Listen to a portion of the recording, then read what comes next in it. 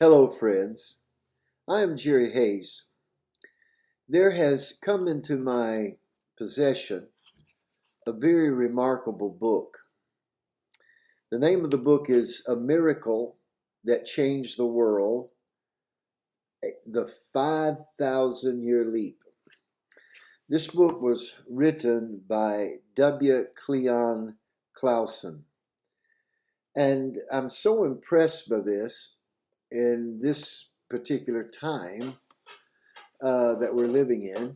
This video is being made in February 2022. Today is the Ides of February, the 15th. I wish that I could just teach ad lib out of my own mind and heart the things that are written here. But Mr. Skousen has done such a good job, I feel impelled to share this writing in a series of readings and also throwing in my own observations from time to time. At the time that I'm reading this, I'm 71 years old. I was born in 1950, November of that year, in the state of Tennessee. I have been educated in Tennessee and in Illinois and in Maryland for the most part.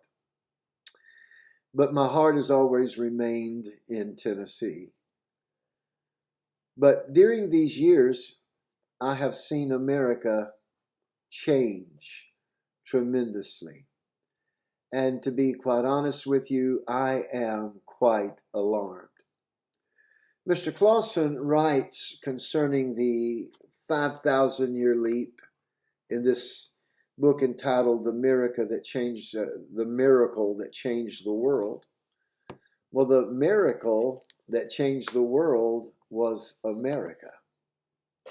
And when we talk about exceptionalism, and we've had presidents that have denied the exceptionalism of America and have made apologies to the world for our republic. We hope that that sentiment will change in the generation of my grandchildren and great-grandchildren. But hopefully they will happen upon these videos if they don't happen upon the book. And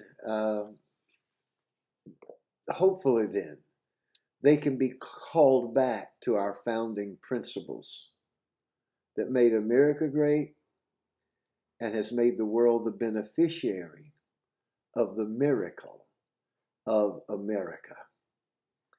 I want to read the introduction to this book in this particular video. It's not long. Hope you can stay with me through it. I would also like to ask you to write down below there in the information box to share, to like, and also to subscribe to this YouTube channel. We mostly talk about theology, church history, but in this series we're talking about politics. So I'm going to read now the introduction, and I hope it's as interesting to you as it is me. I begin. Colonies of civilized human beings have been emerging and disappearing on the continental fringes of the planet Earth for over 5,000 years. Each of these ganglia of civilized mankind had similar aspirations, but none fulfilled them, at least not in their fullest dimensions. Some built cities for over 1 million population that now lie ruined in skeletal debris of the Sahara deserts. Others built cities that were even larger in Asia and South America, but snakes, rodents, and entangled vines are about all that live today in the ghostly grandeur of their ruined past. It was in AD 607 that another such attempt was made to lay the foundation for man's most modern civilization. Undoubtedly, the annals of humankind will ultimately show that this one turned out to be different. The settlement was called Jamestown, after His Royal Highness James I, King of England. It was the first permanent colony of England on the North American continent. The settlers of Jamestown had been assigned the task of establishing an Anglo-Saxon foothold in the hot, humid, and totally hostile wilderness of what we now call Virginia. The most striking thing about the settlers of Jamestown was their startling similarity to the ancient pioneers who built settlements in other parts of the world for 1,000 years earlier. The whole panorama of Jamestown demonstrated how shockingly little progress had been made by man during those 50 centuries. The settlers of Jamestown had come in a boat no larger or more accommodating than those of the ancient sea kings. Their tools still consisted of a shovel, an axe, a hoe, a pointed stick plow, which they only slightly improved over those of China and Egypt and Persia and Greece. They harvested their grain and hay grass with the same primitive scythes. They wore clothes made of thread spun on a wheel and woven by hand. They thought alcohol was a staple food. Their medicines were noxious concoctions based more on superstition rather than science. Their transportation was by cart and oxen. Most of them died young. Out of approximately 9,000 settlers who found their way to Old Jamestown, only about 1,000 survived. But potentially, Jamestown was different. It was in Jamestown that communal economics were experimentally tried out by those European immigrants who found them to be worse than Plato had described them. Eventually, it was in Jamestown that a system of free enterprise principles began to filter up through the years of the starving time, to impress on the settlers those dynamic ideas which were later refined and developed in Abraham Smith's famous book entitled The Wealth of Nations. It was among these early settlers of Virginia that a significantly large population finally congregated to permit the setting up to the first popular assembly of legislative representatives in the Western Hemisphere. The descendants of these Virginian settlements also produced many of the foremost intellectuals who structured the framework for the new civilization which became known as the United States of America. From among them came Thomas Jefferson, author of the Declaration of Independence, James Madison, father of the Constitution, George Washington, hero general of the War for Independence, George Mason, author of the first American Bill of Rights in Virginia. Virginia was the largest of the 13 colonies, with 500,000 inhabitants, and she furnished 4 of the first 5 presidents of the United States. Soon, 2 whole centuries had passed into history.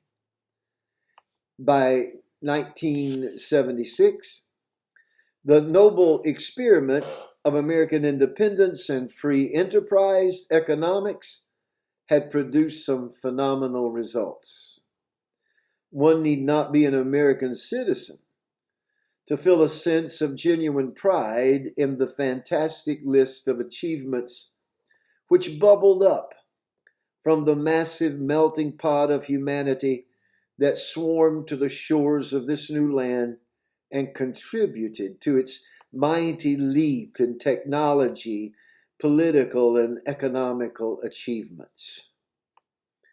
The spirit of freedom, which moved out across the world in the 1800s, was primarily inspired by the fruits of freedom in the United States. The climate of freedom of the free market economics allowed science to thrive in an explosion of inventions and technical discoveries which, in nearly 200 years, gave the world the gigantic new power resources of harnessed electricity, the internal combustion engine, jet propulsion, exotic space vehicles, and all the wonders of nuclear energy. And we can add, after the writing of this book, the technology of communications, of even 5G that we have now. Communications were also revolutionized, first by the telegraph, then the telephone, followed by the radio and television, cell phones, 5G, satellites. The whole earth was explored during this 2,000 years, from pole to pole, even the depths of the ocean. Then men left the earth in rocket ships and actually walked on the moon.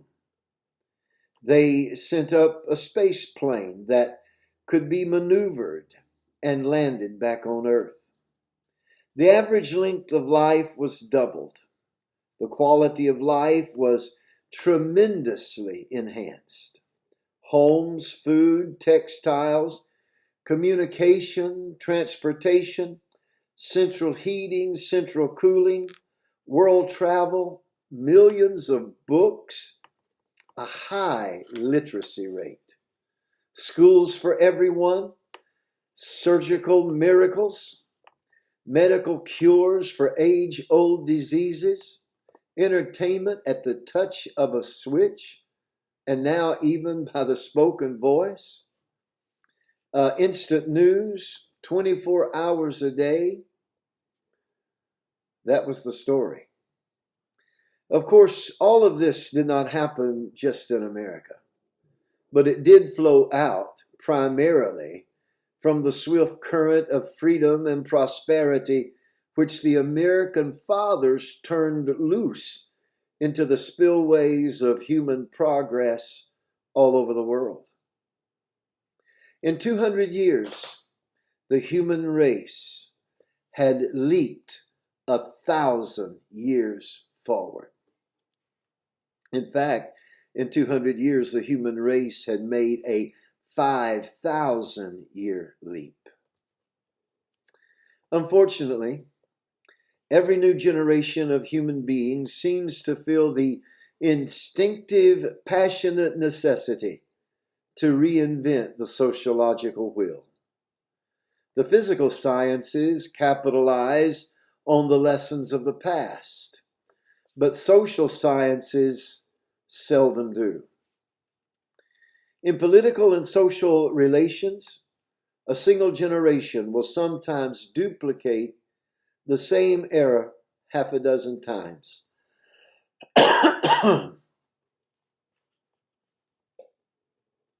Excuse me.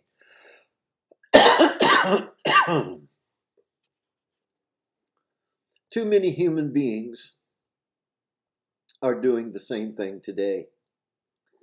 They are muddling their lives with drugs, riots, revolutions, terrorism, predatory wars, unnatural sexual practices, merry-go-round marriages, organized crime, neglected and sometimes brutalized children, plateau intoxication, debt-ridden prosperity, and all the other ingredients of insanity with which scattered 20 mighty civilizations in the past.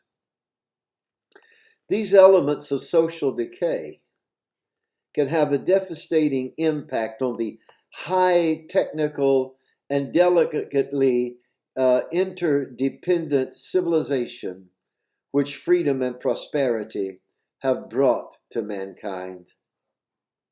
The goal of life is not really space travel, backyard swimming pools, glider planes, entertainment extravaganza, big fast cars, or thrill pills. What human beings are really seeking is individual happiness and self-realization. Human happiness thrives only in a certain kind of environment. The prerequisites for that environment are being destroyed. Many millions of people do not understand what is happening to them. They just know that they're not genuinely happy. The answer to most of the problems is comparatively simple. Return to fundamentals. Get back to basics. Nothing in this life is ever going to be perfect, but it can be much more gratifying and a lot less dangerous if we can get back to the fundamentals that provided that amazing 5,000-year leap in the first place. And that's what this story is all about. There was hardly a single idea which the American founding fathers put into their formula that someone hadn't already thought of before. However, the singularity of it all was the fact that in 1787, when the Constitution was being written, none of those ideas was being substantially practiced anywhere in the world. It was in America that the founding fathers assembled the 28 great ideas that produced the dynamic success formula which proved such a sensational blessing to modern man. Now that many of these precious principles are fading into oblivion and scores of unnecessary problems have risen to plague humanity, it should be in America that the banner of human hope is raised once again. Of course, we should remind ourselves that it took the founders 180 years from 1607 to 1787 to put it all together. And they made numerous mistakes along the way. Nevertheless, when they finally put the new chapter into operation, George Washington was able to write after only 2 years, quote, "The United States enjoy a sense of prosperity and tranquility under the new government that could hardly have been hoped for." End quote. This was a letter written to Catherine Graham, the 19th of July, 1791. And it's from John C. Fitzpatrick, The Writings of George Washington, 39 volumes, Washington, United States Government Printing Office, 1931 to 1934. The next day, Washington wrote to David Humphreys, "Tranquility reigns among the people with that disposition towards the general government which is likely to preserve it. Our public credit stands on the high ground, which 3 years ago it would have been considered a species of madness to have foretold.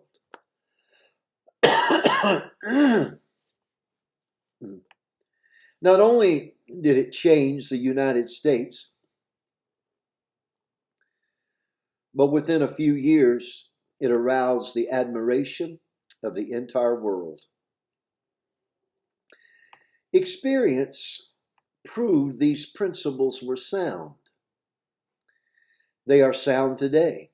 In our modern space age of third encounters, Superman, the founding fathers made sound, terribly old-fashioned, and even pre-Victorian, but their principles have the advantage of an impressive track record that is observable proof that they are practical and true, eternally true.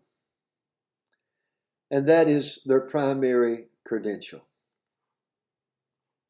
Our purpose is to present the founders' 28 great ideas in their original simplicity and mostly in their own words.